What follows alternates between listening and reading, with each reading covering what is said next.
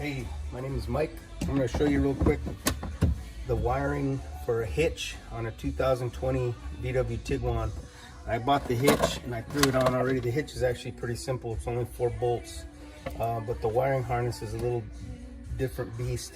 Now the one I got is the Curt wiring harness, and it's 56403. And what comes in there is this module,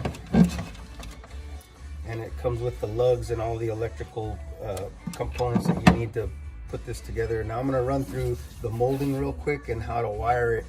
I'm not going to show you exactly how everything plugs in. That's kind of elemental, but some of those harder issues that I ran into and the things that, so you don't break anything. So on this piece right here, all I did was use my pry bar, this guy right here. I started on one end, and once I popped one of them up, there's 4 fasteners in here. 1, 2, 3, 4, and they just go into these holes here. All right, so once you get this up, I went ahead and took my whole spare out, and I'll show you why in a second. These little dividers and stuff come out, but this beast right here, this one right here doesn't want to come out. Now I'll tell you right now, I live in Pennsylvania right now. It's like 45 degrees. So what I ended up doing was getting the hair dryer, and for about 5 minutes I warmed up this piece of plastic. Now you're not going to take this whole piece of plastic off. You don't need to. You just need to take off 3 fasteners. One is here, there's one inside of here, one inside right here.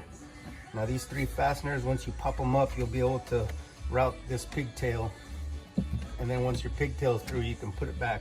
Now the reason it's a pain in the butt is because of the way it's shaped and the way it's molded into the vehicle. So I just warmed it up, and I went ahead and pried it up, popped all 3 of them off, and then I fed my pigtail through. Now the way this pigtail works,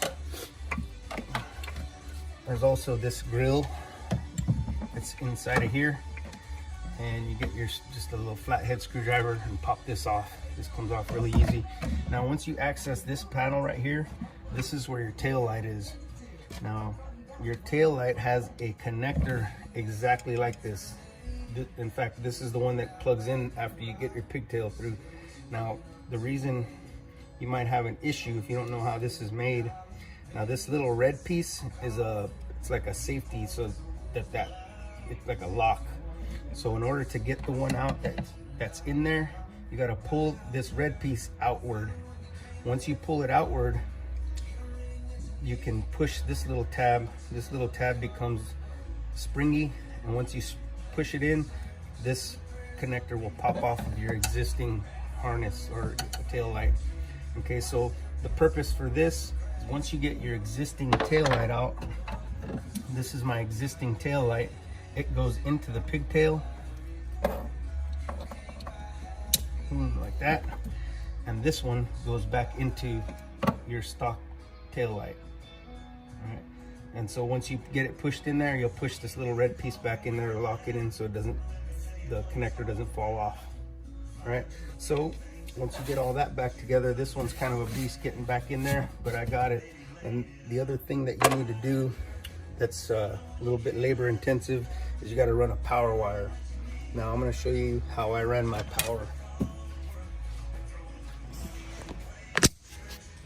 All right, so this is where I took my spare out. I took my spare out, and there is a grommet. I ran my cable through here. Now the grommet looks just like this, and this is what it is. This is actually right here. So when I'm done wiring everything, this one's gonna pop back in. Now all I did was I popped it out, and I drilled a hole in it, and I ran my wire through it, so I didn't have to drill any holes into my chassis for the power. Now the way I routed my power, once it was down there, I zip tied it to several of the chassis pieces on top so that's out of the way. And then once I came down in front of the fender well right here, this piece right here is plastic. It's a tray. Now this tray right here, this is that's a zip tie, but my cable is inside there.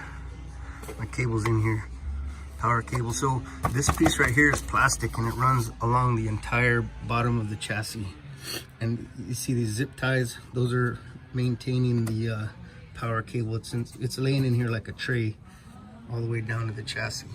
Now once I was up front, now right in here, the wire just routes down, and these are star key, like hex, star hexes. I pulled both of these out, and this is all plastic. This is plastic right here.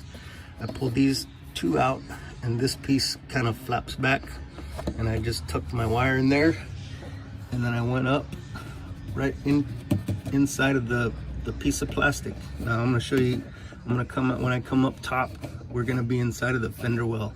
So my wire goes up here into the fender well, and let's see if we can. Now that piece of plastic is right here. So I routed my wire up to right here, and there's a brake line that goes into the engine bay right there. And so I just piggybacked off that and I zip tied it there, so it goes into the fender well, or into the engine bay. Once I got my wire in there, I fished it up next to the battery. The hole is down in there. I fished it up and I just brought it over here and routed it next to the fuse box. Now Curt gives you the fuse holder. Just cut it and you butt it together. They give you the butt connector. So here's my power, butt it to my fuse. There's a 15 amp fuse inside of here that they give you, and it's separate, so you got to plug it in. And then the other wire, they give you a lug, and I just went right here to my, this is a 12 volt lug right here. All right. And what I did was I kind of modified my my fuse holder. So once that goes on, we're done. Cool. I think that's about it.